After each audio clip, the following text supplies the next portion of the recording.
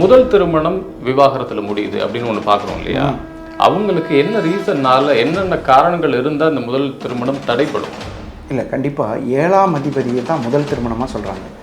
அந்த 7ஆம் அதிபதி கெட்டிருந்தால் நீங்கள் என்ன பொருத்தம் பார்த்தாலும் இல்லை, சில பேர் என்கிட்ட கேட்பாங்க, இந்த முதல் திருமணம் நல்லபடியாக இருக்கும்போது அப்படின்னு கேட்பாங்க. பார்த்தீங்கன்னா முதல் திருமணம் 7ஆம் அதிபதி கெட்டு போயிருந்தால் லக்னம் பொருத்தம் 7 பொருத்தம், இப்போ நான் சொன்னேன் இல்லையா கொஞ்ச நேரத்துக்கு முன்னாடி, பொறுமையாக 1 வாரம் 1 மாதம் எடுத்துக்கப்பா அப்படின்னு கேட்டால் கூட 7ஆம் அதிபதி கெட்டு போயிருந்தால் 100%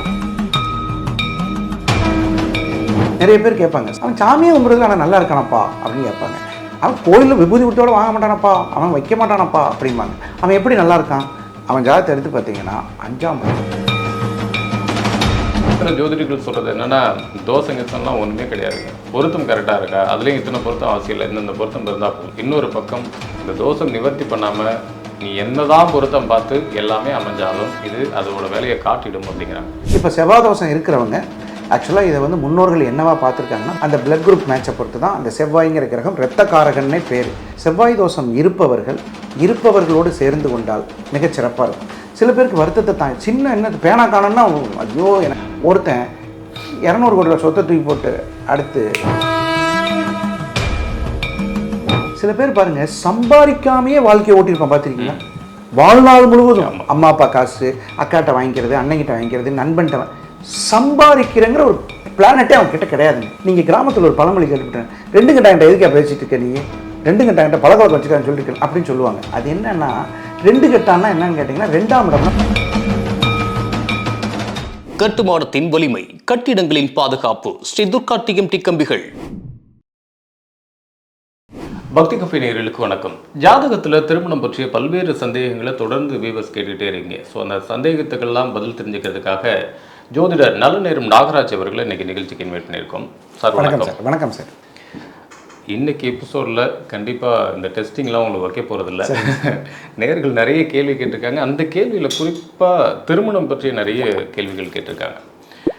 எனக்கே பொதுவாக ஒரு சந்தேகம் என்ன அப்படின்னா, இந்த திருமணம் பொருத்தம்னு உடனே பார்க்க ஆரம்பித்த உடனேயே இந்த ராசி நட்சத்திரம் அப்படின்னு பார்க்குறாங்க. இந்த ராசிக்கு இந்த ராசி சேரக்கூடாது, இந்த நட்சத்திரம் சேரக்கூடாதுங்கிறாங்க. இப்போ நான் மேரேஜ் பண்ணப்பெல்லாம் எந்த ராசியும் பார்க்கல, எந்த நட்சத்திரமும் பார்க்கல. கல்யாணம் ஆகி 20 வருஷம் ஆச்சு. நல்லபடியாக அது பாட்டு ஸ்மூத்தாக தான் போயிட்டுருக்கு. ஜோதிடர்கள்ட்ட வந்தால் மட்டும் ஏன் வந்து இந்த ராசியை பார்த்து பயமுடுத்தி, ஒரு நல்ல வரன் வருது, நல்ல மனசுக்கு பிடிச்ச பொண்ணாக இருக்குது, ஒரு ராசியை நட்சத்திரத்தையும் காட்டி இப்படி பிரித்து விட்டுறீங்களே அப்படிங்கிற கேள்வி பல பேர்கிட்ட இருக்குது, முக்கியமாக என்கிட்ட இருக்குது.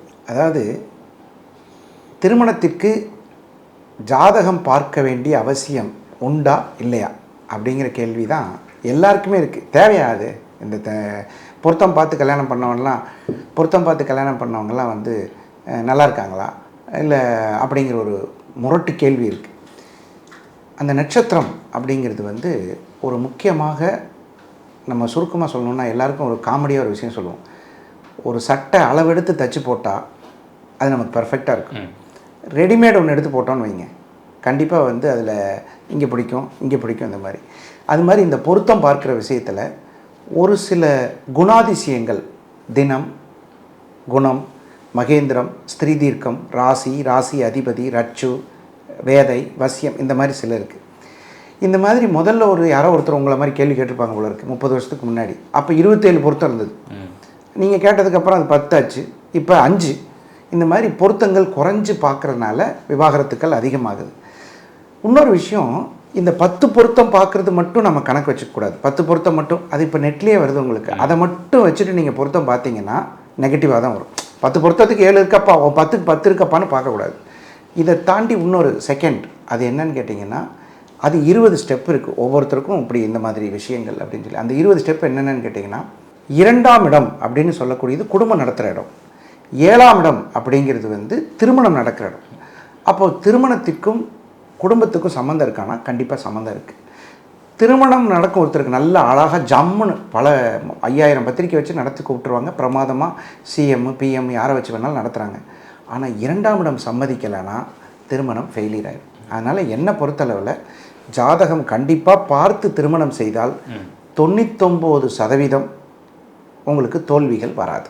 ஓகே, ஜாதகம் பார்த்தே திருமணம் நடந்தது தான் கிட்டத்தட்ட முக்கால்வாசி திருமணங்கள் அப்படி தான் நடக்குது. அந்த திருமணங்களில் தான் அதிகபட்சமாக டைவர்ஸும் போய் கோர்ட்டில் நிற்குது. இது எல்லாமே ஜாதகம் பார்த்து பண்ணது தானே, பொருத்தம் பார்த்து பண்ணது தானே, ஜோதிடர்கள்ட்ட கலந்துக்கிட்டு செஞ்ச விஷயம் தானே. இங்கே மறுபடியும் எப்படி பிரச்சனை வருது? ஆமாம், கரெக்டான கேள்வி. என்னை பொறுத்த வரைக்கும் திருமண விஷயத்தில் நீங்கள் முறைப்படி, அதாவது உங்கள் கன்வீனியன்ட்டுக்கு தகுந்த மாதிரி பொருத்தத்தை பார்த்துட்டு கல்யாணத்தை பண்ணக்கூடாது. 10 பொருத்தம் இருக்குது, 7 பொருத்தம், ஓகே வா போய் கல்யாணம் பண்ணிடலாம், மண்டபம் கிடைக்கிறப்ப பண்ணுறது. லக்னம்னு ஒன்று முக்கியம். கல்யாணம் சேரக்கூடிய லக்னம், அந்த லக்னம் கரெக்டாக பார்க்கணும். 2வது, திருமண பொருத்தம் பார்க்குறதுலேயே தவறுகள் நிறைய நடக்குது. என்ன நடக்குது அப்படின்னு கேட்டிங்கன்னா, நட்சத்திரத்தை மட்டும் வச்சுட்டு ஒரு பேட்சோட போய் கல்யாணத்தை பண்ணிடுறாங்க. அப்படி கிடையவே கிடையாது. 2 ஜாதகங்களுக்கும் பொருத்தம் இருக்கா அப்படின்னு பார்க்குறதுக்கு குறைஞ்சது, இப்போ உங்கள்கிட்ட ஒரு சின்ன கேள்வி, பொருத்தம் பார்க்குறதுக்கு எவ்வளோ ஃபீஸ் அப்படின்னு பார்த்தா அது ஒரு ஃபீஸாக இருக்கும். அது அமௌண்ட்டை ஃபிக்ஸ் பண்ண வேண்டாம். ஜாதகம் பார்க்குறதுக்குன்னு ஒரு ஃபீஸ் இருக்குது, அந்த அமௌண்ட்டு நம்ம ஃபிக்ஸ் பண்ணோம். எது அதிகமாக இருக்குன்னு நினைக்கிறீங்க? பொருத்தம் பார்க்குறது. பொருத்தம் பார்க்குறது தான் கம்மியாக தரும். எனக்குன்னு இல்லை, எல்லா ஜோதிடர்களுக்கும் பொருத்தம் பார்க்குறதுக்கு கம்மி. ஆனால் எந்த பேரண்ட்டாவது வந்து இங்கே பாருங்கள், இந்த 2 ஜாதத்தையும் வச்சுக்கோங்க, ஒரு வாரம் உங்களுக்கு டைம், ஒரு ஜோதிடர், எந்த ஜோதிடர் வேணாலும் கொடுத்துட்டு நீங்கள் சரின்னா இந்த கல்யாணத்தை பண்ணுவேன், உங்களுடைய படிப்பு விதிகள் எல்லாத்தையும் பயன்படுத்தி இது ஓகேவா இல்லையான்னு சொல்லுங்கள் அப்படின்னு அவருக்கு ஒரு டைம் கொடுத்தாங்கன்னா டெஃபினட்டாக ஒரு டைவர்ஸ் கூட நடக்காது. இந்தியாவில், உலகத்தில் இந்த மாதிரி ஒவ்வொரு ஜோதிடருக்கும் ஒரு ஜாதகத்தை கொடுக்குறோம். ஒரு வாரம் டைம், உங்கள் ஃபீஸ் எவ்வளோ? 5,000 10,000 இந்தாங்க, என்ன விதிகளை வேணாலும் நீங்கள் அப்ளை பண்ணிக்கோங்க, நீங்கள் சரின்னா பண்ணுறேன், நீங்கள் வேண்டான்னா இந்த திருமணத்தை பண்ணலை. ஜோதிடர்களுக்கு சரியான டைம் கொடுக்கல, அதனால அவங்க சரியா போகும்போது போய் நிற்குதுங்கிறீங்களா? டைம் கண்டிப்பாக கொடுக்கல. 2வது, நானும் அவசரமாக இருக்கேன், கொண்டாங்க பார்த்துடலாம் அப்படின்னு சொல்லி பொருத்தம் பார்க்குறதுக்கு தான் நேரம் அதிகமாக தேவை. இப்போ நம்ம ஆஃபீஸ்லாம் எடுத்துட்டிங்கன்னா பொருத்தம் பார்க்குறது நாம் பார்த்து சொல்கிறப்ப தான் வாங்கணும், நீங்கள் கேட்குறப்ப என்னால் கொடுக்க முடியாது. அந்த மாதிரி பொருத்தம் ரொம்ப ரொம்ப கவனமாக பார்க்க வேண்டிய ஒரு விஷயம். இந்த எப்படி சொல்கிறதுனா, நிறைய பேர் 40 வயசுக்கு மேலே அந்த ஹெல்த் செக்கப் பண்ணுற மாதிரி இன்ச் பை இன்ச்சாக பார்க்கணும். 2ஆம் இடம் எப்படி இருக்குது, 7ஆம் இடம் எப்படி இருக்குது. அப்புறம் இந்த பொருத்தம் பார்க்குறதுங்கிறது பொறுமை ரொம்ப முக்கியம். 2 பேருக்குமே கொண்டு வந்து கொடுக்குறாங்க இல்லையா. எனக்கெல்லாம் உண்மையாக சொல்கிறேன், இன்றைக்கி அஷ்டமிங்க, நாளைக்கு பார்த்துக்கலான்னு சொன்னால், சார் நீங்கள் இன்றைக்கி பார்த்து சொல்லுங்கள் சார், மத்தியானம் பொண்ணு வீட்டில் கூப்பிட்டுருவாங்க சார் அப்படின்னா. அப்புறம் 2 வீட்டில் கேட்டிருக்காங்க சார், யாருக்காவது ஒன்று பதில் சொல்லணும் அப்படிங்கிறது. ஆனால் மக்களையும் குறை சொல்ல முடியாது. என்ன காரணம்னு கேட்டிங்கன்னா, கிடைக்கிற நேரத்துக்குள்ளே நம்ம கரெக்டாக பதில் சொல்லலைன்னா அடுத்த வாய்ப்பை தேடி போயிடுறாங்க. ஆனால் உங்களுடைய கேள்வி, ஜாதகம் பார்த்தும் விவாகரத்து ஆகிறது, இது என்ன காரணம்? பொறுமை. ஜாதகம் பார்க்க கொடுப்பவரும் பார்த்து கொடுப்பவரும் பொறுமையாக இருந்து எந்த ஜோதிடருக்கும் நீங்கள் டைம் கொடுத்தீங்கன்னா டெஃபினட்டாக அவர் இது கண்டிப்பாக குடும்பம் நடத்துங்க, இது குடும்பம் நடத்தாதுங்கன்னு சொல்லிடுவார். சரி, பொருத்தம் பார்த்து பண்ணுறோம், அதில் சரியில்லாமல் இப்படி விவாகரத்து ஆகுது அப்படிங்கிறத தாண்டி பொதுவாகவே ஒரு ராசி நட்சத்திரக்காரருக்கு, இந்த லக்னக்காரர்களுக்கு அப்படின்ட்டு முதல் திருமணம் விவாகரத்தில் முடியுது அப்படின்னு ஒன்று பார்க்குறோம் இல்லையா. அவங்களுக்கு என்ன ரீசன்னால, என்னென்ன காரணங்கள் இருந்தால் இந்த முதல் திருமணம் தடைப்படும்? முதல்ல இல்லை, கண்டிப்பாக 7ஆம் அதிபதியை தான் முதல் திருமணமாக சொல்கிறாங்க. அந்த 7ஆம் அதிபதி கெட்டிருந்தால் நீங்கள் என்ன பொருத்தம் பார்த்தாலும், என்ன பொறுத்தாலும் இல்லை, சில பேர் என்கிட்ட கேட்பாங்க, இந்த முதல் திருமணம் நல்லபடியாக இருக்குமா தம்பி அப்படின்னு கேட்பாங்க. பார்த்தீங்கன்னா முதல் திருமணம் 7ஆம் அதிபதி கெட்டு போயிருந்தால், லக்ன பொருத்தம் 7 பொருத்தம், இப்போ நான் சொன்னேன் இல்லையா கொஞ்ச நேரத்துக்கு முன்னாடி, பொறுமையாக ஒரு வாரம் 1 மாதம் எடுத்துக்கப்பா அப்படின்னு கேட்டால் கூட 7ஆம் அதிபதி கெட்டு போயிருந்தால் 100% அது விவாகரத்துக்கு தான் போகும் முதல் திருமணம். அதில் சந்தேகமே கிடையாது. அப்போ ஜாதகம் பார்க்குறப்பே நமக்கு தெரியும். வெரி குட், அருமையான கொஸ்டின். இந்த பல்பு எரியாதுங்கிறது முதல்ல அவன் செக் பண்ணி சொல்லுவான் இல்லையா. நம்ம எலக்ட்ரிக்கல் கடையில் போய் பல்பு வாங்குவோம், மாட்டும்போது அண்ணே இது எரியுதுனே நான் செக் பண்ணி கொடுத்துட்டேன்னு சொல்லுவான் இல்லையா. அதை ஜோதிடத்தை இவங்க கேட்டாங்கன்னா கண்டிப்பாக 100% எந்த ஜோதிடரும், ஜோதிடம் பழகும் பருவத்தில் இருப்பவர் கூட 2, 7, 11 இருப்பவர்கள் கெட்டு போயிருந்தால் 100% முதல் திருமணம் ஃபெயிலியர் ஆகும். அந்த கெட்டு போயிருக்குங்கிறதுக்கு ஒரு 200 விதி இருக்குது, அது வேறு விஷயம். 2, 7, 11 கெட்டிருந்தால் முதல் திருமணம் ஃபெயிலியர். இதை நீங்கள் எப்போ சொல்லலாம்? 10 வயசில் சொல்லிடலாம், 5 வயசில் சொல்லிடலாம். குழந்தை இப்போ ஜாதகம் கொடுக்குறீங்க, முதல் பிறந்து ஒரு வருஷம் நம்ம ஜாதகத்தை கொடுக்குறோம், இதுக்கு முதல் கல்யாணம் பிள்ளையாருங்க இந்தங்க அப்படின்னு கொடுத்துடலாம். இதுக்கு கல்யாண பருவம் தான் வரணுங்கிற அவசியம் கிடையாது. அதை யார் கேட்குறது இல்லைன்னா, ஜாதகம் பார்க்குறவங்களும் கேட்குறது இல்லை. ஏன்னா அது நெகட்டிவ் விஷயம், எங்களுக்கு நெகட்டிவ் வேணான்னு ஒதுங்கி போயிடுறாங்க. ஜோதிடரும் நம்ம இதுக்கு கெட்ட பிள்ளை ஆகணும். இப்போ நீங்கள் வர்றீங்க, 16 வயசில் ஒரு பிள்ளைக்கு மனசு சங்கடப்படாமல் அனுப்பி வச்சிடணும் அப்படின்னு சொல்லிட்டு அதை மறைச்சிடுறீங்க. ஆமாம், மறைக்கலை. நீங்கள் சங்கடப்படுற மாதிரி சில பேர் எப்படி இருக்காங்க தெரியுமா? சில கஸ்டமர் இங்கே பாருங்கள், என் பாசிட்டிவை நீங்கள் பேச வேணாம், என் நெகட்டிவ் மட்டும் பேசுங்க. அப்படி வந்த கஸ்டமர்கள் இருக்காங்க. அது கஸ்டமர் டிஃபர் ஆகுது. ஸோ அதனால் என்னை பொறுத்தளவில் ஒரு ஜாதகத்தை கொடுத்து அது 1 வயசு 5 வயசு 50 வயசு 20 வயசை விட்டுருங்க. ஒரு ஜாதகத்தை கொடுத்து இந்த ஜாதகருக்கு முதல் திருமணம் ஃபெயிலியர் ஆகும் என்று சொல்ல முடியுமா? 100% சொல்ல முடியும். இதற்கு எத்தனை நிமிஷம் தேவைன்னா 1.5 நிமிஷத்துலேருந்து 2 நிமிஷத்தில் சொல்லிடலாம். பொருத்தம் பார்க்கறதுக்கு எனக்கு பொருத்தமே வேண்டாம், மேலே டைம் ஆகும் அப்படிங்கிறீங்க. இந்த ஜாதகத்துக்கு டைவர்ஸ் ஆயிடுமா ஆகாதா அப்படிங்கிறத 2 நிமிஷத்துல சொல்லிடலாம்னு சொல்றீங்க. சரியான கேள்வி. இது எப்படி கனெக்ட்? பொருத்தம்ங்கிறது மேட்சிங். இருவரும் சேர்ந்து எப்படி பயணம் செய்கிறது அப்படின்னு, இருவரும் சேர்ந்து பயணம் செய்கிறதுங்கிறது வேற. அப்போ என்னெல்லாம் பார்க்கணும்? தசாபலன் பார்க்கணும். அடுத்து வர்றது இப்போ பாருங்கள், ஒரு நல்ல விஷயம் பாருங்கள். குரு திசையில் கல்யாணம் பண்ணி சந்தோஷமாக குடும்பம் நடத்துவாங்க.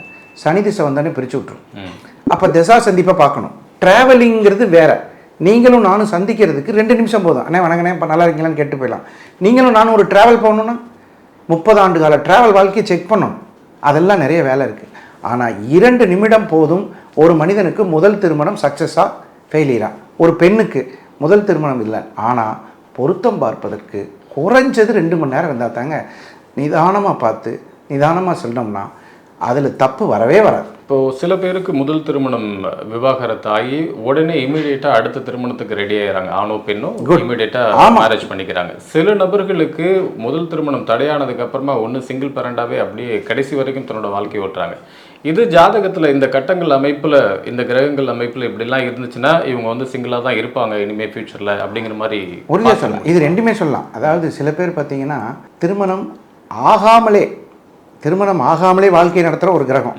நீங்கள் சொன்ன மாதிரி முதல் திருமணம் டக்குன்னு நடந்துருச்சுங்க, கரெக்டாக 27 வயசில் நடந்ததுங்க, அப்புறம் பிரிஞ்சிட்டோம், அப்புறம் கல்யாணமே ஆகலைன்னு 2வது திருமணம் நடத்தி மிகச்சிறப்பாக நிஜமாகவே நிறைய பேர்களை பாருங்கள். எங்கள் அப்பா கூட சொல்லுவார், எங்கள் அப்பாவோட மாமனாருக்கு 2 தாரம், மாமனாருக்கு 4 குழந்தைங்க ஆண்கள், 2ஆம் தாரத்துக்கு 3 பெண்கள். எங்கள் அப்பா கிட்டத்தட்ட 20 ஆண்டு காலம் கழிச்சு தான் தெரியுமாம்மா அவங்க மாமனாருக்கு 2 தாரம். ஏன்னா தெரியல, அந்த அளவுக்கு 2 பேரும் அன்னோன்யமாக இருந்திருக்காங்க. யார் அந்த முதல் குழந்தைக்கு முதல் தாரத்துக்கு பிறந்த குழந்தைகளும் 2ஆம் தாரத்துக்கு பிறந்த குழந்தைகளும் அண்ணன் தங்கச்சினே வாழ்ந்திருக்காங்க. அந்த மாதிரி வெளியவே நிறைய பேருக்கு தெரியாது. நீங்கள் சொல்கிற மாதிரி முதல் தாரம் கட்டான பின்னாடி 2ஆம் தாரம் வந்து சில பேருக்கு ரொம்ப சீக்கிரமாக அமைஞ்சிடும், லேட்டாகும். இதை எளிதாக கணக்கிடலாம், ரொம்ப எளிமையாக. இப்போ நம்ம 2 பேசிகிட்டு இருக்கிற மாதிரியே ஒரு ஜாதகத்தை கொடுத்து இது ஃபஸ்ட்டு தாரம் ஃபெயிலியருங்க அப்படின்னு சொல்லிடலாம். என்ன கிரக அமைப்புனால இருந்தால் இப்படி இருக்கும் ஒரு ஜாதகம்? அருமையான கேள்வி. இந்த கேள்வி உண்மையாக அருமையான கேள்வி. எப்படின்னு கேட்டிங்கன்னா, ஒரு முதல் திருமணம் 3 கேட்டகரியாக பிரிக்கலாம் ஒரு ஜாதகத்தை. திருமணமே ஆகாதுங்க, 2 வயசில் 20 வயசில் 30 வயசில் 40 வயசில் 80 வயசில் திருமணமே ஆகாதுங்க. நீங்கள் என்ன வேணாலும் பண்ணிக்கங்க, பரிகாரம் பண்ணிக்கங்க, கோயிலுக்கு போய்க்குங்க, ஜோசியரை பார்த்துக்குங்க, சாமி கும்பிடுங்க, கும்பிடாமல் இருங்க, கோவப்படுங்க, கடத்திட்டு போய் கூட திருமணம் ஆகாதவர்கள் உண்டு. ஒன்று. இன்னொரு கேட்டகரி, முதல் திருமணம் நல்லபடியாக நடக்கும். ஐயா அவர் ஒன்று கட்டுவார், சிரமம் இல்லாமல் நல்லபடியாக பொழைச்சிக்குவார். அதே மாதிரி 3ஆவது திருமணம், முதல் திருமணம் ஃபெயிலியர் ஆகும், 2ஆவது திருமணம் நடக்காது, 2ஆவது திருமணம் நடக்கும், அது சுபமாக இருக்கும். இந்த 3 கேட்டகரியில் தான் நம்ம வந்து ட்ராவல் பண்ண முடியும். இது நீங்கள் கல்யாணத்தை மட்டும் பெருசாக பேசுகிறீங்க. இதுவே தொழிலுக்கு எடுத்து பாருங்கள். முதல் தொழில் செஞ்சு ஃபெயிலியர் ஆகி போச்சுங்க, ஒன்றும் இல்லைங்க, அடுத்த தொழிலில் வேறு லெவல் போயிட்டாருங்க. அதே மாதிரி முதல் குழந்தை கல்யாணம் ஆனோடனே கிடச்சதுங்க, 2ஆவது குழந்தை பார்த்தீங்கன்னா 13 வருஷம் காத்திருந்தாங்க. பார்த்துருக்கீங்களா? இந்த மாதிரி சம்பவங்களை நம்ம நிறைய பார்க்குறோம். இது கல்யாணம்ங்கிறதுனால பெருசாக பேசுகிறோம். தொழிலில் ஒருத்தன் பாருங்கள், முதல் தொழில் கொடி கட்டி பறப்பான்.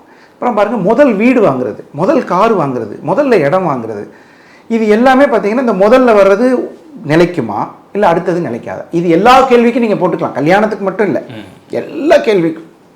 இப்போ என்னோட ஜாதகத்தில் இந்த மாதிரி இந்த 3 விஷயங்கள் இருக்கா அப்படின்னு நான் எப்படி கிராஸ் செக் பண்ணிக்கலாம்? ஒரு ஜோதிடர் அணுகாமல் ஜஸ்ட் ஒருவேளை என்னோட ஜாதகம் இப்படி தானோ அப்படின்னு தெரிஞ்சுக்கிட்டு அதுக்கப்புறமா நான் ஒரு ஜோதிடரை டிஸ்கஸ் பண்ணிக்கிறேன் அப்படின்னா எனக்கு திருமணம் ஆகுமா ஆகாதா அப்படிங்கிறத என்னோட ஜாதகத்தை வச்சு நான் எப்படி தெரிஞ்சுக்கலாம்? அருமை. இந்த கேள்வி ஏற்கனவே எனக்கு டெஸ்ட் பண்ணி நீங்கள் காமிச்சிட்டீங்க. ஒரு கல்யாணம் ஆகாத ஆள், கல்யாணம் ஆன ஆள், ஒருத்தன் டைவர்ஸுக்கு நிற்கிறான். இதில் தான் வந்து எனக்கு வந்து உண்மையாகவே சொல்கிறேன் அந்த மதிப்பு கிடச்சிது. அந்த காரணத்தை வெகு சுலபமாக கண்டுபிடிச்சிடலாம். கல்யாணமே ஆகாதுன்னு வச்சுக்கங்களேன், கொஞ்சம் 1 நிமிஷம் லேட் ஆகும், ஆனால் அதை அழகாக சொல்லிடுறேன் நான். 2ஆம் இடம், 7ஆம் இடம், 11ஆம் இடம் சம்மதிக்காமல் திருமணம் நடக்காது. உங்களுக்கு கல்யாணம் ஆயிடுச்சுன்னு சொல்கிறீங்க, கண்டிப்பாக அது 2, 7, 11 சம்மதப்பட்டிருக்கும். அந்த தசாபுத்திகள் வந்தால் 3 விதமாக செக் பண்ணிக்கலாம். எப்படின்னு கேட்டிங்கன்னா, 1 2 7 11 வீட்டுக்கு அதிபதிகள், அல்லது 2 7 11க்கு நின்ற கிரகங்கள், அல்லது 2 7 11க்கு தொடர்புடைய திசைகள். இது இருந்தால் கல்யாணம் எப்படியும் நடந்துடும். அந்த கிரகம் கெட்டு போயிருந்தால் 100% நடக்காது. 60 வயசானாலும் நடக்காது, 70 வயசானாலும் நடக்காது. நீங்கள் என்ன முயற்சி பண்ணாலும் சரி, அக்கா மகளை தர்றேன்பாங்க, கிடைக்காது. சொந்த அத்தை பிள்ளை கிடைக்காது. அது வந்து நீங்கள் நிறைய பார்த்துருப்பீங்க அந்த மாதிரி. இப்போ திருமணம் அப்படிங்கிறது ஒரு கட்டம், அதுக்கு முன்னாடி கட்டம் ஒன்று இருக்கு இல்லையா, இந்த காதல் திருமணம் அப்படிங்கிறது நிறைய பேருக்கு அது அமையுது, நிறைய பேருக்கு அமைய மாட்டேங்குது பார்க்குறோம். இப்போது ஈஸியாகவே அவங்களே பிரிஞ்சு போயிடறாங்க, நம்ம யாரும் பிரிக்கணும்னு அவசியம் இல்லை, ஆட்டோமேட்டிக்காக அவங்களே பிரிஞ்சிடறாங்க. ஆனால் அதையெல்லாம் தாண்டி போராடி நான் காதல் திருமணத்தை பண்ணிக்கிட்டேன் அப்படின்னு ஒரு சில பேர் தான் இருக்காங்க இல்லையா. இந்த மாதிரி அமைப்பு, என்ன ஜாதக அமைப்பு இருந்தால் இவங்களுக்கு காதல் கை கொடுக்கும்? இப்போ நான் ஏற்கனவே சொன்னேன், கல்யாணம்னா 2 7 11 இது வந்து பெற்றோர்களால் நிச்சயிக்கப்பட்ட திருமணம். நீங்கள் சொல்கிறது சூப்பரான ஒரு கேள்வி. 5ஆம் இடம் அப்படிங்கிற ஒரு கனெக்ட் ஆச்சுன்னா 5 தான் லவ். சில பேருக்கு ஃபர்ஸ்ட் லவ் ஃபெயிலியர், சில பேருக்கு செகண்ட் லவ் ஃபெயிலியர், சில பேருக்கு லவ்வே இருக்காது. ஆமாம், லைஃபே ஃபெயிலியர், லவ்வே ஃபெயிலியர், அந்த மாதிரிலாம் வரும். ஆனால் இந்த 5ஆம் இடம் உங்களுக்கு பலமாக, 5ஆம் இடம் கெட்டு போனால் வாழ்க்கையில் எந்த ஒரு பெரிய வெற்றிக்கும் வர முடியாது. நிறைய பேர் கேட்பாங்க, சாமி கும்பிடாதவன் இருக்கான், அவன் சாமியை கும்பிடுறதுல ஆனால் நல்லா இருக்கானப்பா அப்படின்னு கேட்பாங்க. அவன் கோயிலில் விபூதி கொடுத்தோட வாங்க மாட்டானப்பா, அவன் வைக்க மாட்டானப்பா அப்படிம்பாங்க. அவன் எப்படி நல்லா இருக்கான்? அவன் ஜாதகத்தை எடுத்து பார்த்தீங்கன்னா 5ஆம் இடம் பலமாக இருக்கும். அந்த 5ஆம் இடம்னா ஆள் மனசுன்னு பேர். இந்த ஆள் மனசுன்னா என் உள் மனசில் என்ன நினைக்கிறேன்னு உங்களால் கண்டுபிடிக்க முடியாது. வெளியில் ஃபேஸ் வேல்யூ, அந்த அதுக்கு பேர் சப்கான்சியஸ் மைண்டுன்னு சொல்லுவாங்க. அதுதான் லவ்வாக ப்ரெசன்டேஷன் ஆகுது. அந்த லவ் ப்ரெசன்டேஷனுங்கிறது 5ஆம் இடம். ஸோ 2 7 11 இது கூட 5 கனெக்ட் ஆயிடுச்சுன்னா அது வெற்றிகரமாக அமைஞ்சிடும். அதில் 6 8 12கள் சம்மந்தப்பட்டால் கண்டிப்பாக அந்த லவ் பிரேக்கப் ஆகிடும். இதுதான் அதில் இருக்கிற விஷயம். அந்த லவ் மேரேஜ் சக்ஸஸ் ஆகிறதுக்கு அந்த 5 சப்போர்ட் பண்ணிருச்சுன்னா ஈஸியாக சப்போர்ட் ஆகிடும். இந்த 5 கூட 9ம் சப்போர்ட் ஆயிடுச்சுன்னு வைங்க, அதுதான் சமுதாய கல்யாணம்னு பேர். போய் சொல்லுவாங்க அப்பாட்ட, அதனால் என்னப்பா பாப்பா, நான்லாம் ஜாதி மதம் பார்க்க மாட்டேன், பாப்பா கல்யாணம் பண்ணிக்க, அந்த பையனை வர சொல்லி பேசலாம். அவங்க அம்மா அப்பாவும் அது மாதிரி பேசுவாங்க. ஸோ பேசி கலந்து பண்ணிடுவாங்க. சில சமயங்களில் அந்த 9 சம்மதப்படாது. அதான் நீங்கள் சொன்ன மாதிரி தனியாக போய் கல்யாணம் பண்ணிக்கிறது. நிறைய பேர் பாருங்கள், மண்டபமெல்லாம் புக் பண்ணுவாங்க, எல்லாம் பண்ணுவாங்க. போன வாரம் ஒரு ஜாதகம் பார்த்தேன், தனுசு லக்னம், 7ஆம் அதிபதி புதன். அந்த புதன் வந்து கெட்டுப்போச்சு. என்கிட்ட வந்தாங்க, கல்யாணம், இந்த பொண்ணு கல்யாணம் ஆகிறது ரொம்ப கஷ்டங்க அப்படின்னு. பத்திரிக்கை அடித்து நிற்கிற கல்யாணங்கள் நீங்கள் கேள்விப்பட்டிருக்கீங்க. அந்த ஜாதகம் தான். 7ஆம் அதிபதி புதன் கெட்டு போய், பாதகாதிபதியே போய் பாக்யாதிபதி சாரம் வாங்கி கெட்டு போச்சு. அவங்க சொல்கிறாங்க, பத்திரிக்கை அடித்து 50 வீட்டில் கொடுத்தோங்க, கிடைக்கவே இல்லை. சரி, எப்போ என்னாச்சு அப்படின்னு கேட்டேன். கதையை கேட்டால் அவங்க சொல்கிறாங்க, ஒரு பையனை அந்த பொண்ணை பார்க்கவே இல்லை, அவன் போய் போலீஸ் ஸ்டேஷனில் கம்ப்ளைண்ட் கொடுத்துருக்கான். என்னென்னு, இந்த பையனுக்கு இந்த பொண்ணு பார்த்ததே இல்லை, இந்த பொண்ணை நான் விரும்புகிறேன், அவங்க அப்பா அம்மா எனக்கு தெரியாமல் கல்யாணம் பண்ணி வைக்கிறாங்கன்னு சொல்லி கொடுத்துருக்கேன். இது நடந்த உண்மை சம்பவம். அப்போது அவங்க கூப்பிட்டு கேட்டால், இந்த மாதிரி இப்படி ஒரு பிரச்சனை அப்படின்னா, பொண்ணு மாப்பிள்ளை வீட்டில் வேணான்ட்டாங்க. இல்லைங்க, இது ஏதோ தப்பு இருக்குது, அவங்க விசாரிக்கவே இல்லை, சம்திங் ராங் அப்படின்னு நின்று போச்சு. இந்த பொண்ணுக்கும் அந்த பையனுக்கும் நேரில் பார்த்தது கூட கிடையாது, 2 பேருமே. அப்போது இந்த பாதகம் அப்படிங்கிற தனுசு லக்னத்துக்கு புதன் கல்யாண திருமண தடையை கொடுத்தே தீரும். எப்படியாவது ஒரு வகையில் கொடுத்துரும். ஏதோ ஒரு வகையில். அது அப்பாவே காரணமாக இருப்பாங்க, அம்மாவே காரணமாக இருப்பாங்க, தாய்மாமே காரணமாக இருப்பான். தாய்மாமன் கத்தி எடுத்துட்டு நின்றுவான், எனக்கு பிள்ளைய கட்டி கொடுறா நீ தள்ளுறா அப்படின்ட்டுவான். நீங்கள் பார்த்துருப்பீங்க நிறைய. அந்த மாதிரி தாய்மாமன் தான் என்னவா இருக்கணும், முன்னாடி நின்று கல்யாணத்தை நடத்தணும். அவனே என்ன சொல்லுவான், பிள்ளை எனக்கு கொடு, ஆனால் வெளியூர்காரனுக்கு தர்றது. இந்த மாதிரி நிறைய விஷயங்கள் தடுதலாக நிற்கும். பாதகாதிபதியோட சம்பந்தம் வரும்போது இந்த பிரச்சனை இருக்கும். ஓகே, இப்போ ஒரு காதல் திருமணம் எனக்கு கை கூடாது அப்படின்னு நான் தெரிஞ்சுக்கணும். இப்போ நான் ஒரு பொண்ணை லவ் பண்ணுறேன். Very good. நிஜமாவா நீ பண்றியா? இல்லை, எக்ஸாம்பிளுக்காக சொல்கிறேன். எல்லாம் லவ் பண்ணால் தொடுத்து அடிப்பாங்க. நான் ஒரு பொண்ணு லவ் பண்ணுறேன், இந்த பொண்ணு கூட எனக்கு காதல் திருமணம் நடக்குமா அப்படின்னு ஒரு கேள்வி இருக்கு இல்லையா. நடக்காதுன்னு தெரிஞ்சுன்னா நான் லவ்வே பண்ணாமல் இருப்பேன்ல. அப்போ என்னோட ஜாதகத்தை வச்சு நான் எப்படி தெரிஞ்சுக்கலாம்? இளைஞர்களுக்கு ஒரு டிப்ஸாக கூட இருக்கட்டும். அது இல்லை, இது ஒரு துரதிர்ஷ்டமான கேள்வி. எப்படின்னு கேட்டிங்கன்னா, ஜாதகத்தை பார்த்துட்டு லவ் பண்ண சொன்னால் அடிக்கப்படுவாங்க. லவ்ங்கிறது தானாக வர்றது, மனம் சார்ந்த விஷயம். இல்லை, அது கரெக்டு தான். நான் என்ன கேட்குறேன்னா, நீங்கள் இந்த ஜாதகப்படி ஒருத்தருக்கு காதல் திருமணம் கை கூடும், இந்த மாதிரி அமைப்புகள் இருந்தால், இந்த மாதிரி அமைப்புகள் இல்லைன்னா கை கூடாதுன்னு சொல்லிட்டீங்க இல்லையா. அப்போ நான் என்ன கேட்குறேன், எனக்கு கை கூடாது அப்படின்னு ஒன்று தெரிஞ்சிருச்சு அப்படின்னா இந்த சிக்கல்லையே போய் நான் உழுவணும்னு அவசியம் இல்லை இல்லையா. எனக்கு மனசுக்கு பிடிச்சிருக்கு ஒரு பொண்ணை, ஆனால் நான் பார்க்குறேன், திருமணம் பண்ணிக்கணும்னு விருப்பப்படுறேன். என் ஜாதகப்படி அப்படி ஒன்று இல்லவே இல்லை அப்படின்னு ஒன்று இருந்துச்சுன்னா அந்த குழிக்குள்ளே போய் விழாமல் இருப்பேன் இல்லையா அப்படின்னு கொஞ்சம் தயாராக இருக்கலாம்ல, அதுக்காக கேட்குறேன். அந்த கேள்வி கரெக்டு. பட் இது மனம் சார்ந்த விஷயத்தில் இது வந்து எடுபடுறதில்ல.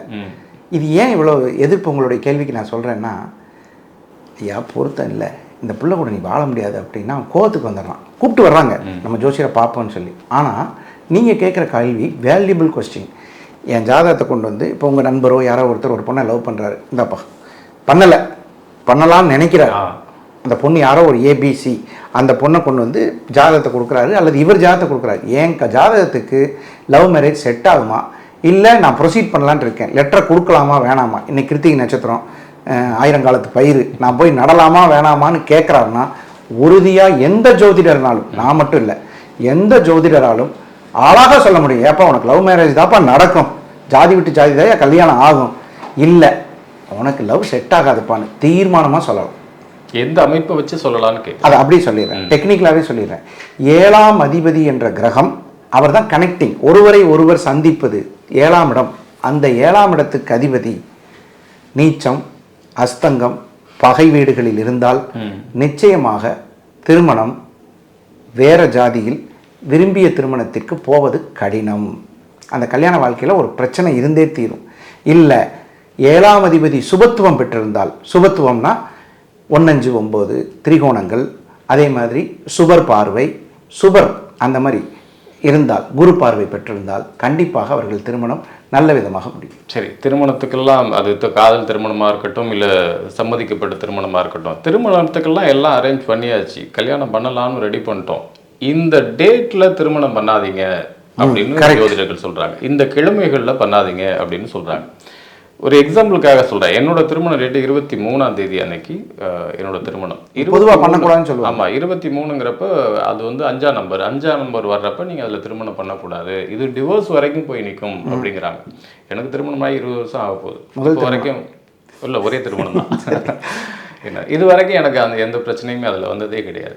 இப்போது ஒருவேளை ஜோதிடரோட பேச்சை கேட்டு நான் அது பண்ணியிருந்தேன் அப்படின்னா, ஒன்று டேட்டை மாற்றிருக்க வேண்டிய சூழ்நிலை இருக்கும், இல்லை கல்யாணம் ஆகாமே இருந்திருக்கும். ஆமாம், இல்லைன்னா கல்யாணமே ஆகாமல் இருந்திருக்கும். இதுக்காகலாம் போய் வந்து என்ன நம்பாமல் ஜோதிடர் நம்புற அப்படிங்கிற மாதிரி பிரச்சனைகள் கூட உருவாகிருக்கலாம். ஆனால் இப்படி ஒரு ஜோதிடர் 2-3 ஜோதிடர்கள்ட்ட காமிச்சும் இந்த விஷயத்த சொன்னாங்க. நான் திருமணத்துக்காக நான் ஜோதிடம் பார்க்கல, இந்த மாதிரி ஒன்று அமைப்பு அமைஞ்சிருச்சு. என்னோட நண்பர்கள் சைட்லேருந்து ஜோதிடர்களாக இருக்கிறவங்க இன்விடேஷன் கொடுக்குறப்ப சொல்கிறாங்க, ஏன்னா இந்த 23 வச்சிருக்கப்பா விவரங்களுக்கு அவனுக்கு யார்ட்டையாவது கேட்டியா, டிஸ்கஸ் பண்ணியா அப்படின்னு. நான் பண்ணல அப்படின்னு. இது வந்து டிவோர்ஸ் வரைக்கும் போய் நிற்கும் அப்படிங்கிறாங்க. பட் இது வரைக்கும் 20 வருஷம் ஆச்சு, எந்த பிரச்சனையும் இல்லை.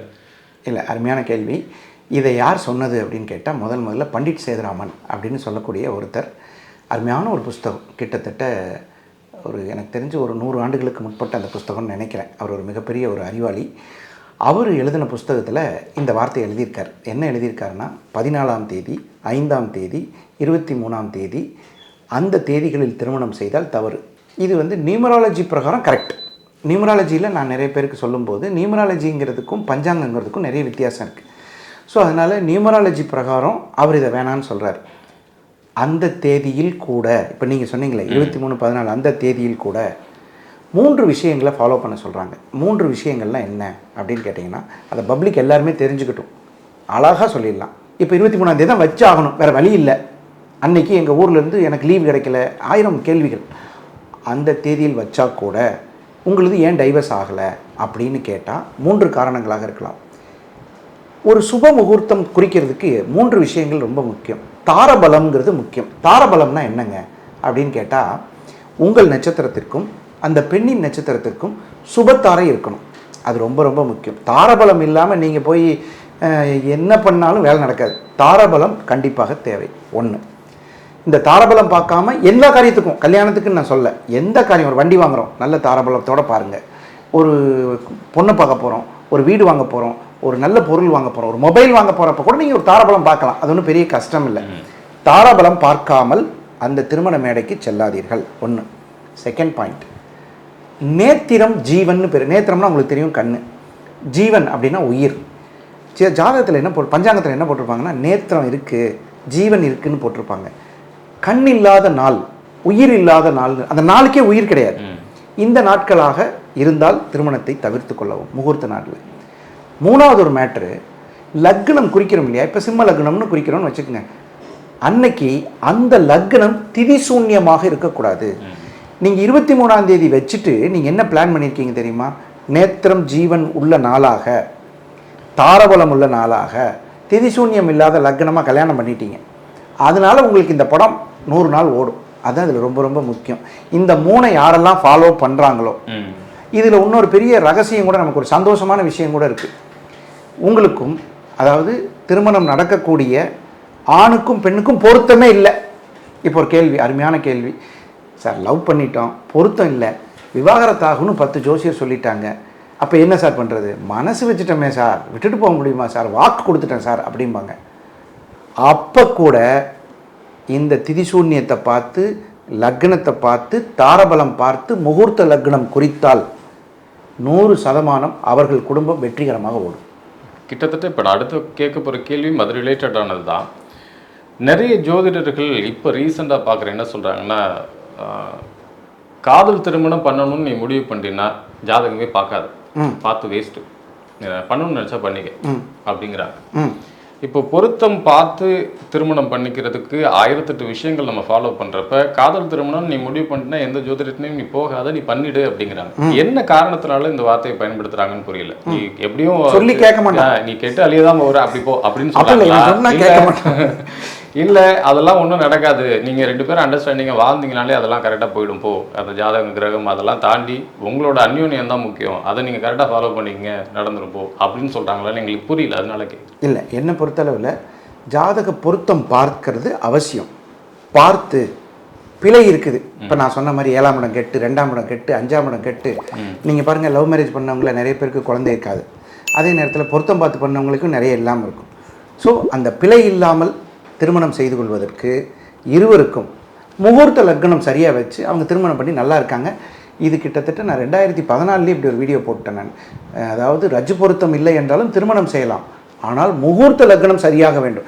ஒருத்தர் மீட் பண்ணக்கூடிய அந்த டைமிங், அந்த வேல்யூபிள் டைம், அந்த மாதிரி அந்த டைம் ரொம்ப முக்கியமாக குறித்து கொடுத்தா கண்டிப்பாக அது நல்லாயிருக்கும். இப்போ சிட்டியில் உள்ளவங்களாம் நிறைய அதை ஃபாலோ பண்ணுறதில்ல, ஆனால் கிராமங்களில் நம்ம இன்னும் தொடர்ந்து பார்த்துருக்கோம். தோஷம் அப்படிங்கிற ஒரு விஷயத்துக்கு ரொம்ப இம்பார்ட்டன்ட் கொடுத்துருக்காங்க. அதுலேயும் பர்டிகுலராக திருமணம் ரிலேட்டடாக பார்க்குறப்ப இந்த செவ்வாய் தோஷம் அப்படிங்கிற ஒரு விஷயத்தை அதிகமாக பார்க்குறாங்க. செவ்வாய் தோஷம் இருந்தால் செவ்வாய் தோஷம் இருக்கிற பொண்ணையோ மாப்பிள்ளையோ தான் திருமணம் பண்ணிக்கணும் அப்படின்னு அதுக்கேற்ற மாதிரி ஒரு வரனை தேடிட்டு இருக்கிறாங்க. இப்போ ரீசெண்டாக சில ஜோதிடர்கள் சொல்கிறது என்னென்னா, தோஷம் கிச்சன்லாம் ஒன்றுமே கிடையாதுங்க, பொருத்தம் கரெக்டாக இருக்கா, அதுலேயும் இத்தனை பொருத்தம் அவசியம் இல்லை, இந்தந்த பொருத்தம் இருந்தால் போதும், இது அமைஞ்சாலே போதும், இங்கே தோஷம்லாம் ஒன்றும் செய்ய போகிறதில்ல அப்படின்னு ஒரு பக்கம் ஜோதிடர்கள். இன்னொரு பக்கம் இந்த தோஷம் நிவர்த்தி பண்ணாமல் நீ என்னதான் பொருத்தம் பார்த்து எல்லாமே அமைஞ்சாலும் இது அதோட வேலையை காட்டிடும் அப்படிங்கிறாங்க. ரெண்டில் எதை எடுத்துக்குது? இல்லை, தோஷம் என்பது ஒரு வகையில் தோஷத்தை கொடுக்கும், இன்னொரு வகையில் யோகத்தை கொடுக்கும். உங்களுக்கு தெரியும், ஒரு மிகப்பெரிய நல்ல நேரத்துலையும் ஒரு கெட்ட நேரம் இருக்கும், மிகப்பெரிய ஒரு கெட்ட நேரத்துலையும் ஒரு நல்ல நேரம் இருக்கும், மிகப்பெரிய ஒரு நல்லவனும் ஒரு கெட்டவனாக இருப்பான், மிகப்பெரிய கெட்டவனும் ஒரு இடத்துல நல்லவனாக இருப்பான். அது மாதிரி எந்த இடத்தில் ஜாதகத்தில் இருக்கக்கூடிய தோஷமும் ஒரு யோகத்தை தரும், எந்த இடத்தில் யோகமாக இருக்கக்கூடிய ஒரு யோகமும் ஒரு தோஷத்தை தரும். இப்போ செவ்வாய் தோஷம் இருக்கிறவங்க ஆக்சுவலாக இதை முன்னோர்கள் என்னவா பார்த்துருக்காங்கன்னா, பிளட் குரூப்ஸ், அந்த பிளட் குரூப் மேட்சை பொறுத்து தான் அந்த செவ்வாய்ங்கிற கிரகம் இரத்தக்காரகன்னே பேர். அந்த செவ்வாய் தோஷத்தை வச்சு தான் அதெல்லாம் சொல்லியிருக்காங்க. செவ்வாய் தோஷம் இருப்பவர்களோடு சேர்ந்து கொண்டால் மிகச்சிறப்பாக இருக்கும். ஒருத்தருக்கும் ஒரே மாதிரி கோபம் வரும், ஒரே மாதிரி அந்த வருத்தங்கள் வரும், அந்த வருத்தத்தை தாங்கி கொள்ளும் பலமும் இருக்கும். சில பேருக்கு வருத்தத்தை சின்ன என்ன பேனா காணோன்னா, ஐயோ எனக்கு அது அந்த பேனா இல்லைன்னா நான் வாழ மாட்டேன்மா. ஒருத்தன் 200 கோடி ரூபா சொத்தை தூக்கி போட்டு அடுத்து இன்னையிலேருந்து ஆரம்பம்டா, பிழைக்கலாம்டா, அந்த தைரியத்தை கொடுக்கக்கூடிய செவ்வாய்ங்கிற கிரகம், அந்த பலத்தை கொடுக்கக்கூடிய செவ்வாய்.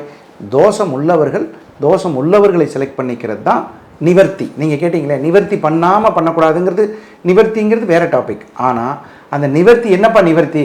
இருக்கிறவன் கூட சரி, படித்தவன் கூட சரி, அந்த சம்பாதிக்கிறவனோட சரி, அந்த மாதிரி சொல்லுவாங்க. அந்த மாதிரி செவ்வாய் தோஷம் இருந்தால் இருப்பவர்களோடு சேர்த்துக்கொள்வது தான் நல்லது.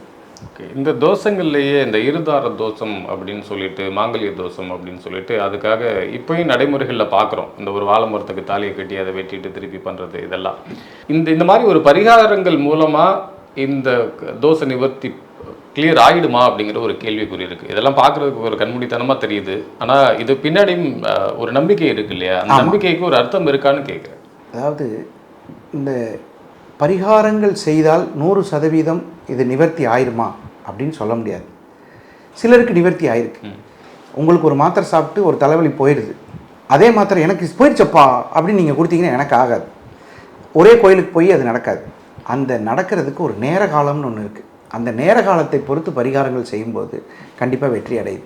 இந்த நேர காலம் பார்த்து செய்யும்போது செய்யலாம் அப்படின்னு செய்யும்போது வெற்றி அடைஞ்சது. இப்போ இது வரைக்கும் நம்ம பார்த்ததுல திருமணம் ஒருத்தருக்கு நடக்குமா நடக்காதான்னு பார்த்தோம். ஒருவேளை நடந்துச்சு அப்படின்னா அது டிவோர்ஸில் முடியுமா முடியாதா அப்படின்னு பார்த்தோம். டிவோர்ஸில் முடிஞ்சாலும் அடுத்து ஒரு இணை கிடைப்பாங்களா அப்படிங்கிறத பார்த்துட்டோம். இதெல்லாம் தாண்டி இன்னொரு செக்டார் ஒருத்தவங்க இருக்காங்க. லேட்டாக திருமணம் நடக்குது, 40 வயசு 50 வயசு வரைக்குமே திருமணம் நடக்காமல் அதுக்கப்புறமா திருமணம் நடக்குது. அந்த மாதிரி நபர்களை பார்க்குறோம். இது இந்த 3 கேட்டகரியிலுமே வராமல் இவங்க தனியாக இருக்காங்க. இந்த மாதிரி 4வது ஒரு கேட்டகரி கொடுத்துருக்கீங்க. இந்த மாதிரி நபர்கள் இப்போ நம்ம ரீசெண்டாக நிறைய பேர் பார்க்குறோம். 40 வயசு ஆகுது, என்னாச்சு இன்னும் மேரேஜ் பண்ணிக்கல அப்படிங்கிறாங்க. ஒருவேளை பண்ணாமலே இருந்துருவாங்களா அப்படின்னு பார்த்தாக்கா அதுக்கப்புறம் 40, 45, 50 வயசில் கூட இப்போ ரீசெண்டாக ஒரு பர்சன் மேரேஜ் பண்ணியிருக்காங்க. இந்த மாதிரி லேட் மேரிட் ஆகுது இல்லையா, அதுக்கு என்ன கிரக அமைப்புகள் எப்படி இருந்தால் இவங்களை புரிஞ்சுக்கலாம்? ஓகே, உனக்கு இந்த வயசில் தான்டா ஆகும். இல்லை, அருமையாக கேட்டீங்க. 3 கேட்டகரி நான் கொடுத்தேன், நீங்கள் 4வது ஒரு கேட்டகரி கொடுத்துறீங்க. கல்யாணம் ஆகிற ஜாதகம், 2வது கல்யாணம் ஆகிற ஜாதகம், கல்யாணமே ஆகாத ஜாதகம். இது 3மே நான் கொடுத்த கேட்டகரி. நீங்கள் இன்னொன்று 4வது பிடிச்சி கேட்குறீங்க. சரிப்பா, இதெல்லாம் கரெக்டு. ஒருத்தனுக்கு 50 வயசில் ஆகுது, இது எப்படி? உண்மையாகவே அந்த 7ஆம் இடம் அப்படின்னு சொல்லக்கூடிய தசாபுத்திகள் சிலருக்கு சம்மதிக்கிறது இல்லை. இப்போ பார்த்தீங்கன்னா ஒரு உதாரணத்துக்கே சொல்லலாம், டெக்னிக்கலாகவே சொல்லலாம். மீன லக்னம், மீன லக்னத்துக்கு 7ஆம் அதிபதி புதன் அப்படிங்கிற கிரகம் 2ஆம் இடத்தோடு தொடர்புடையாது. இப்போ இதே கேள்வியை இப்படி மாற்றி கேட்கலாம். சில பேர் பாருங்கள், சம்பாதிக்காமையே வாழ்க்கையை ஓட்டியிருப்பான், பார்த்துருக்கீங்களா? வாழ்நாள் முழுவதும் அம்மா அப்பா காசு, அக்காட்ட வாங்கிக்கிறது, அண்ணங்கிட்ட வாங்கிக்கிறது, நண்பன்கிட்ட சம்பாதிக்கிறங்கிற ஒரு பிளானட்டே அவங்க கிட்ட கிடையாதுங்க. நீங்கள் கிராமத்தில் ஒரு பழமொழி கேட்டுவிட்டேன், 2 கண்டாங்கிட்ட எதுக்கே பேசிட்டு இருக்க, நீ 2 கண்டாங்கிட்ட பழக்கவழக்கம் வச்சுக்கான்னு சொல்லிட்டு அப்படின்னு சொல்லுவாங்க. அது என்னன்னா 2 கட்டான்னா என்னன்னு கேட்டிங்கன்னா 2ஆம் இடம்னா வருமானம், இன்கம். 2ஆம் இடம் தான் குடும்பம். நீங்கள் பாருங்கள், உங்கள் பெரியவங்களாம் என்ன சொல்லுவாங்கன்னா 2 கட்டாங்க அப்படின்னா என்னென்னா குடும்பம் இல்லாதவங்களோட பேச்சுவார்த்தை வச்சுக்கூடாதுன்னா அவன் ஒன்றும் கெட்டவன் கிடையாது. அவன் உன்னை தப்பாக வழி நடத்துவான், உன்கிட்ட காசு கேட்பான், அவன் இப்போ வருமானத்துக்கு போக மாட்டான், புலப்புத்தனத்துக்கு போக மாட்டான். அந்த 2ஆம் இடத்தை எதில் வச்சுருக்கான் பாருங்கள், குடும்பம், வருமானம், கொடுக்கும் வாக்கு, அந்த இதெல்லாம் வச்சுருக்காங்க. அப்போ அது மாதிரி 7ஆம் இடத்துல இப்போ ஒரு திசை நடக்குது. இப்போ நீங்கள் வந்து ஒரு நட்சத்திரம்னு வைங்க, உதாரணத்துக்கு ஒரு மிருகசீரிட நட்சத்திரம், செவ்வாய் திசையில் வாழ்க்கை ஆரம்பிக்குது. அப்போ வயசு உங்களுக்கு 5 வயசு வரைக்கும் இருக்குது. அடுத்து ராகு திசை ஒரு 18, 23 கல்யாணம் ஆகலை. ராகு திசை 2ஆம் இடத்தை தொடர்பு கொள்ளாமல் இருக்கும். அடுத்து குரு திசை, அது ஒரு 16 வருஷம், அதுவும் தொடர்பு கொள்ளலை. நீங்கள் சொல்கிற மாதிரி சனி திசை வந்துருச்சு, சனி திசை வரைக்கும் அவனுக்கு கல்யாணமே, 2ஆம் இட தொடர்பு இல்லை, வருமானம் இல்லை.